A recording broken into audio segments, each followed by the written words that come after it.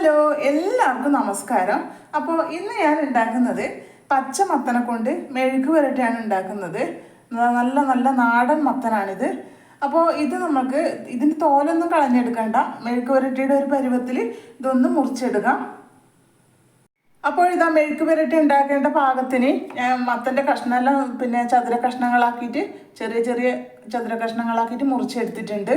അപ്പോൾ ഇന്ന് നമ്മൾക്ക് മെഴുക്ക് പുരട്ടി ഉണ്ടാക്കാൻ തുടങ്ങാം. അപ്പോൾ മെഴുക്ക് പുരട്ടി ഉണ്ടാക്കാൻ വേണ്ടി ഒരു പാത്രം ഞാൻ അടുപ്പത്ത് വെച്ച് ചൂടാക്കുന്നുണ്ട്. ആ ചൂടായതിന് ശേഷം നമുക്ക് അതിലേക്ക് വെളിച്ചെണ്ണ ഒഴിച്ചു കൊടുക്കാം. അപ്പോൾ ഇതാ പാത്രം ചൂടായി കിട്ടിയിട്ടുണ്ട്. അതിലേക്ക് നമുക്ക് 1 ടേബിൾ സ്പൂൺ വെളിച്ചെണ്ണ ഒഴിച്ചു കൊടുക്കാം. അപ്പോൾ വെളിച്ചെണ്ണയും ചൂടായി കിട്ടിയിട്ടുണ്ട്. ചൂടായ വെളിച്ചെണ്ണയിലേക്ക് നമ്മൾക്ക് 1/4 ടീസ്പൂൺ കടുക് ചേർത്ത് കൊടുക്കാം. അപ്പോൾ അതിൻ്റെ കൂടെ തന്നെ ഒരു വലിയ സവാള നീളത്തിൽ മുറിച്ചെടുത്തിട്ടുണ്ട്.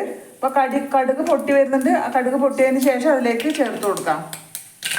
അപ്പോൾ ഇതാ കടുകെല്ലാം പൊട്ടി തുടങ്ങിയിട്ടുണ്ട്. ഇനി നമുക്ക് ഈ ഉള്ളി മുറിച്ചത് അതിലേക്ക് ചേർത്ത് കൊടുക്കാം. അപ്പോൾ അതിൻ്റെ കൂടെ തന്നെ 3 പച്ചമുളക് ചെറുതായിട്ട് കഷ്ണിച്ചെടുത്തിട്ടുണ്ട്. വേറെ ചുവന്ന മുളക് പൊടിയൊന്നും ചേർക്കുന്നില്ല. അതിൻ്റെ പേരിലാണ് 3 എടുത്തത്.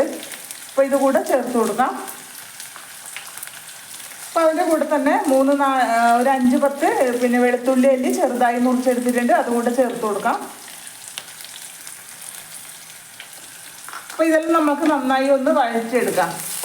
ഉള്ളിയും പച്ചമുളകും വെളുത്തുള്ളി അല്ലിയെല്ലാം നന്നായിട്ടൊന്ന് വഴറ്റിയെടുക്കാം. അപ്പോൾ പെട്ടെന്ന് വഴണ്ട് കിട്ടാൻ വേണ്ടി നമുക്ക് ഇത്ര ഉപ്പിട്ട് കൊടുക്കാം.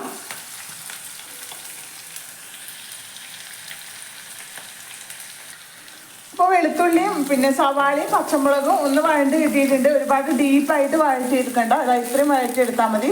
ഇനി അതിലേക്ക് വലിയൊരു തക്കാളി ചെറിയ കഷ്ണമായിട്ട് മുറിച്ചെടുത്തിട്ടുണ്ട്. അതുകൂടെ നമുക്ക് ഇതിലേക്ക് ചേർത്ത് കൊടുക്കാം. അപ്പോൾ തക്കാളി ചേർത്ത് കൊടുക്കുന്നത് ഈ മത്തൻ്റെ മെഴുക്ക് പുരട്ടിക്ക് നല്ലൊരു ടേസ്റ്റ് കൊടുക്കും. അപ്പോൾ അത് സ്കിപ്പ് ചെയ്യേണ്ട ആവശ്യമില്ല. നല്ലൊരു ടേസ്റ്റാണ് അതിന്. അപ്പോൾ നമുക്ക് ഈ തക്കാളി നന്നായിട്ടൊന്ന് വേവിച്ചെടുക്കാം.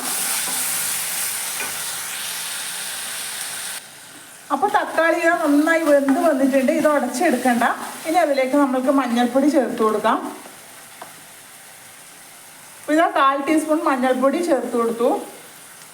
ഇതിനി ജസ്റ്റ് ഒന്ന് ഇളക്കി കൊടുത്തതിന് ശേഷം നമ്മൾക്ക് മുറിച്ച മത്തൻ്റെ കഷ്ണങ്ങൾ ചേർത്ത് കൊടുക്കാം. അപ്പോൾ ഇതാ ജസ്റ്റ് ഒന്ന് ഇളക്കി കൊടുത്തിട്ടുണ്ട്. ഇനി അതിലേക്ക് മത്തൻ്റെ കഷ്ണങ്ങൾ ചേർത്ത് കൊടുക്കാം.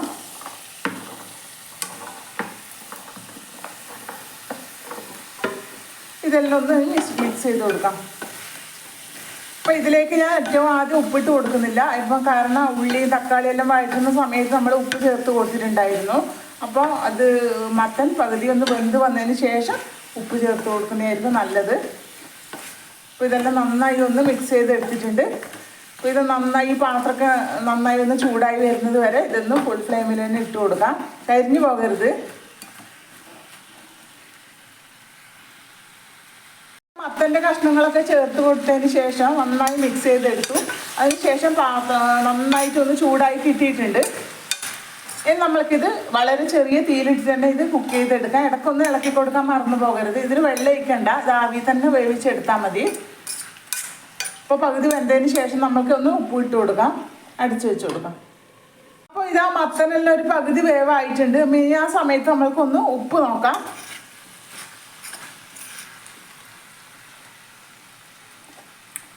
അപ്പോൾ ഉപ്പ് ഇട്ട് കൊടുക്കണ്ട. ഇനി ഞാൻ ആദ്യം ഇട്ട ഉപ്പ് തന്നെ പാകത്തിനുണ്ട്. ഇതൊന്നും അടച്ചെടുക്കണ്ട. ഇനി നമുക്ക് കുറച്ച് സമയം കൂടെ ഇതൊന്ന് അടച്ചു വെക്കാം ചെറിയ തീയിലിട്ടിട്ട്. നമുക്ക് മത്തൻ മെഴുക്ക് പുരട്ടി റെഡി ആയെന്ന് നോക്കാം. ഇതാ നന്നായി വെന്തിട്ടുണ്ട്. ഇത് ഇങ്ങനെ ഉടച്ചെടുത്തിട്ടൊന്നുമില്ല. കണ്ടില്ലേ, ഇങ്ങനെ വേറെ വേറെ തന്നെ ആയിട്ട് കിട്ടിയിട്ടുണ്ട്. അപ്പം പാകത്തിന് ഉപ്പുമുണ്ട്. അപ്പോൾ പച്ചമത്തൻ മേടിച്ചാൽ എല്ലാവരും ഇതുപോലെ ഒന്ന് മെഴുക്ക് പുരട്ടി ഉണ്ടാക്കി നോക്കൂ. നല്ലൊരു ടേസ്റ്റാണ്. ചോറിൻ്റെ ഒപ്പരം കഞ്ഞീരൊപ്പരം എല്ലാം കഴിക്കാൻ നല്ല ടേസ്റ്റാണ്. അപ്പോൾ ഉണ്ടാക്കി നോക്കിയിട്ട് നിങ്ങളുടെ ഫീഡ്ബാക്ക് അറിയിക്കുക. അപ്പോൾ അടുത്ത വീഡിയോയിൽ വരുന്നത് വരെ എല്ലാവർക്കും ബൈ.